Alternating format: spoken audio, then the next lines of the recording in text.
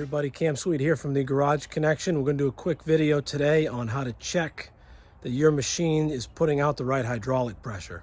So here's the deal.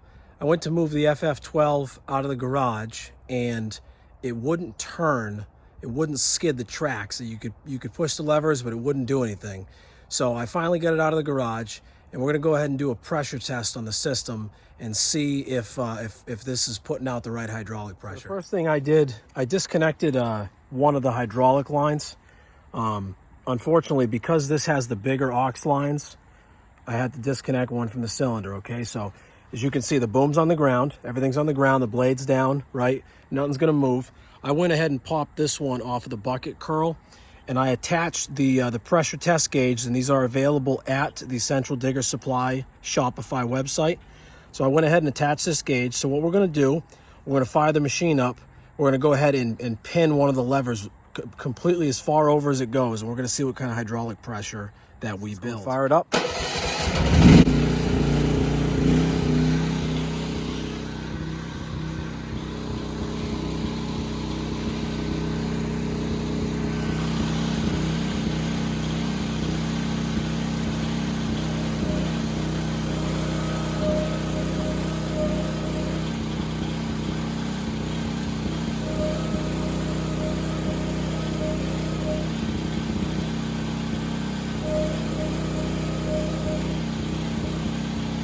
There we have it. So the best that we were able to build is about 500 or 600 psi, and realistically we need to be around maybe 3,000, 2,500, somewhere around there. So we definitely have an issue. We're going to go ahead and check the relief valve because I did pull that out. Maybe we got some paint chips or something on there that's impeding the the restriction and dumping all the fluid back to the tank. So let's go ahead and tear into that.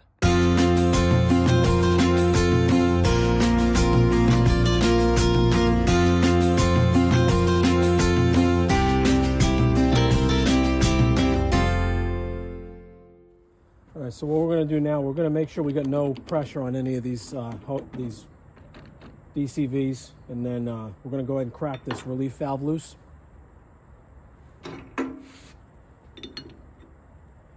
Now I had this out. That's the only reason why I'm kind of leaning towards this as being the issue area. You know, if your machine has never had the relief valve out, then you probably will be okay.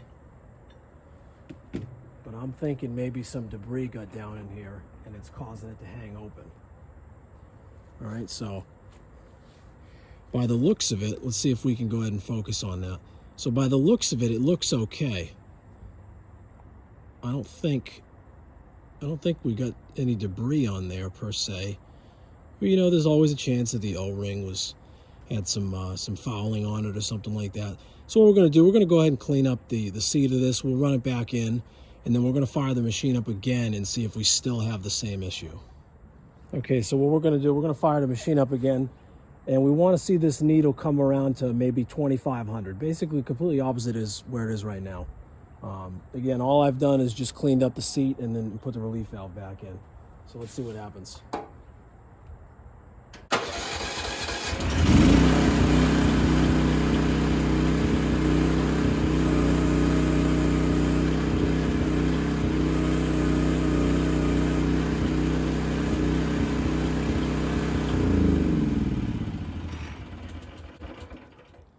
Okay, so clearly that did not fix what the issue was. We're back now. We got a steady source of daylight here.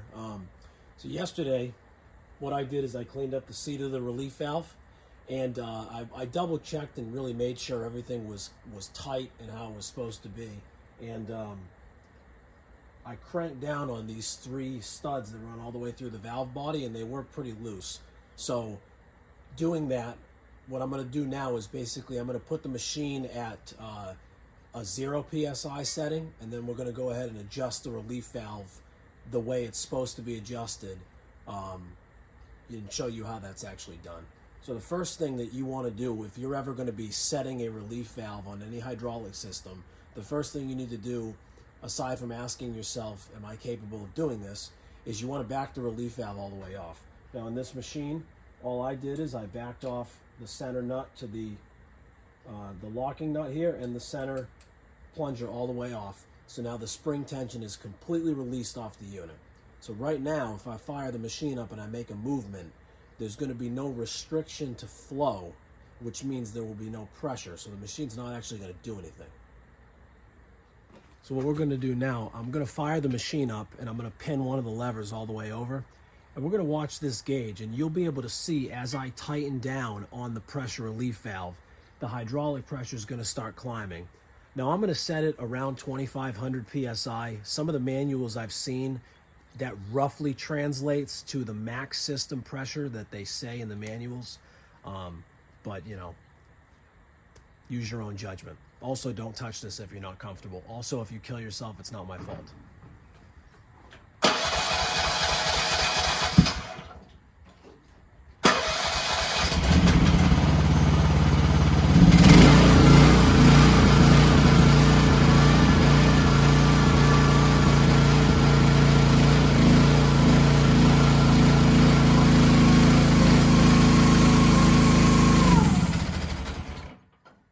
I guess it wasn't warm enough.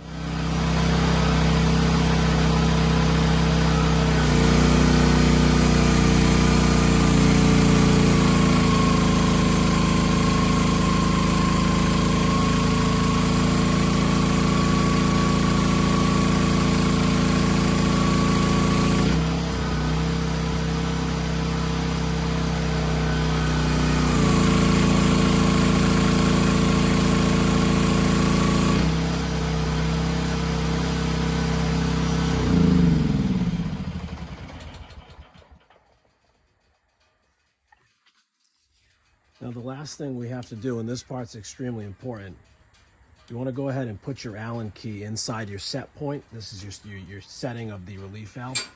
You want to hold that, and you want to not let it move as you tighten down the locking nut. This is very important to maintain the pressure that you've just set your machine at. And you go ahead and lock that nut down. You can remove the Allen, and that is how you set your pressure relief valve on one of these excavators. So hopefully this helps you out. This is not something that should be part of a regular maintenance procedure on these machines. The pressure relief valve really shouldn't need to be touched. I mess around with them a lot, so obviously we're gonna run into things like this. So you know, if you need one of these setups right here and you don't want to mess around with the adapters and what gauge should I use and all this different stuff, go to the Central Digger Supply website, centraldiggersupply.com. We have these available. We'll get them out to you as soon as we can, and you know, maybe you can diagnose some problems you might be having on your machine using this method.